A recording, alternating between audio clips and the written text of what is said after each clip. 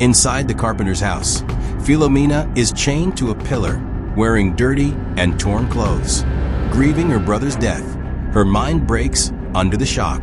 With sudden strength, she snaps the chain tied to the pillar and runs out into the street, the broken chain still dragging from her ankle.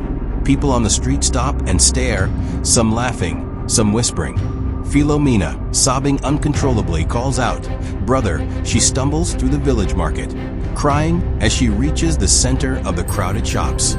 Villagers gather around, watching her with curiosity and pity.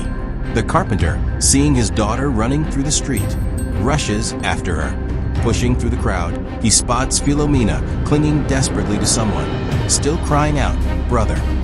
He gently pulls her away, his heart breaking, and leads her home as the crowd murmurs. A woman in the crowd, once helped by the carpenter, speaks bitterly. How many people have died on the crosses he built? Will his sins ever be forgiven? His only son is dead. Now his daughter has lost her mind. Hearing this, the carpenter turns to her, his eyes filled with pain and disbelief. Without a word, he pulls Philomena along and walks away. People on both sides of the street watch in silence. Back home, he chains Philomena again, locking her inside. Then, filled with rage and grief, he storms into his workshop. He grabs the wooden crosses he built, the same ones used for crucifixions, and smashes them to pieces. With splinters, he piles the broken crosses together, sets them on fire. Flames rise into the night. As the fire crackles, the carpenter turns back to his daughter.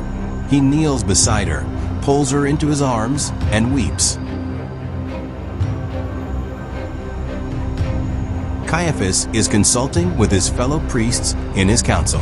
He looked at his fellow priests and said, "The enemy is gone. Barabbas will be sentenced to death by crucifixion at the council meeting next week. Have you arranged the false witnesses for that?" One priest replies, "Everything is set. Now we just need his death." Another priest says, "But there's another enemy who's getting stronger." Caiaphas looked at him and asked, "Who are you talking about?" He answered, "We're talking about Jesus."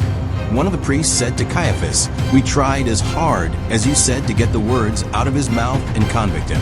Nothing happened. He is like a fish slipping in the water." Immediately, the other priest said, "If we don't stop him, it'll be trouble." He came to the temple and kicked out the traitors with a whip. And he said, "The temple is supposed to be holy, but we've turned it into a business. If there's no business, who will pay taxes? How will we make a living?" Then Caiaphas said, "I heard it too. If we don't act fast, it'll be dangerous. His influence is growing. The people are starting to follow him, and we could lose everything. People will lose respect for us, our power, our status, our control, our priesthood." And then he gave a cunning smile. "But I have a plan to deal with Jesus." Caiaphas answered calmly, "We tried to trap him, but it didn't work. Now, we'll create false accusations. But we'll need someone close to Jesus to help us. Only then will Pilate believe." A priest looked puzzled. Who could that be? Everyone follows him. Caiaphas said, "There's one, Judas Iscariot. He's the only one of Jesus' disciples who's weak." Another priest asked, "Do you think Judas will betray him?"